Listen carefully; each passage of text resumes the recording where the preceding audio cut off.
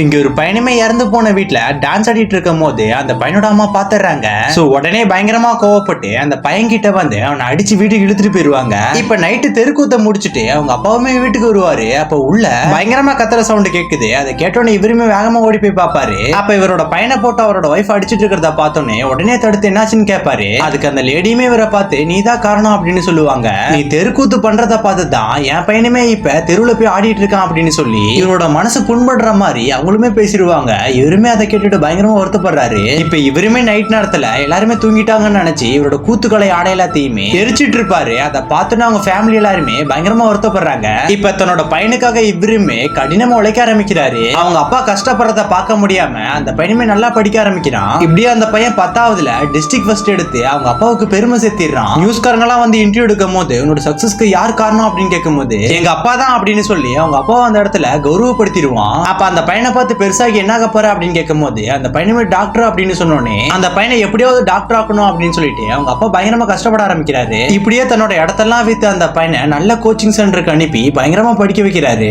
அப்ப அந்த பையனோட எக்ஸாம் சென்டர் ஜெய்ப்பூர்ல இருக்கனால இவருமே அந்த பையன் கூட போறாரு. அப்ப அந்த இடத்த ரீச் பண்ணோன்னே இவங்களுமே ஆட்டோல ஏறி போவாங்க. பார்த்தா அந்த ஆட்டோக்காரன் வேற இடத்துக்கு கூட்டிட்டு போயிருவான். ஆனா அந்த ஆட்டோக்காரனுமே இப்ப அந்த இடத்த புரிஞ்சுக்கிட்டு இவங்களை கரெக்டான இடத்துக்கு கூட்டிட்டு போவான். ஆனா இவங்க உள்ள போறதுக்குள்ளேயுமே அந்த கேட்டை மூட ஆரம்பிச்சிருவாங்க. அதை பார்த்தோன்னே இவரோட அப்பா வேகமா ஓடி போய் அந்த இன்சார்ஜோட காலிலே விழுந்துருவாரு. அதை பார்த்தோன்னே அந்த பையனுமே பின்னாடி ஓடி வருவான். இப்ப இவர் படுற கஷ்டத்தெல்லாம் பார்த்துட்டு அந்த பையனையுமே எக்ஸாம் எழுத விட்டுருவாங்க. அவருமே வெளியில தான் பையன் எக்ஸாம் எழுதி முடிச்சுட்டு பசியோட வருவான் அப்படின்னு சொல்லிட்டு பசங்களுக்காக சாப்பாடு வாங்க போவாரு. அப்ப போற வழியில அவருமே மயக்கம் போட்டு கீழே விழுந்துருவாரு. அப்ப சுத்தி முத்தி இருக்கவங்க எல்லாம் தூக்கி பார்க்கும் போது அவர் இறந்தே போயிருப்பாரு. அதை பார்த்தோன்னே ஆம்புலன்ஸை வர வச்சு அவரை அனுப்பி விட்டுருவாங்க. இப்ப இந்த பையனுமே எக்ஸாம் எழுதி முடிச்சுட்டு தான் அப்பாவை தேடி போவான். அப்ப அவரோட செப்பல் ரோட்ல இருக்கிறத புரிஞ்சுக்கிட்டு அங்க இருக்கவங்க கேட்கும் போது அவங்களுமே நடந்த எல்லாத்தையுமே சொல்றாங்க.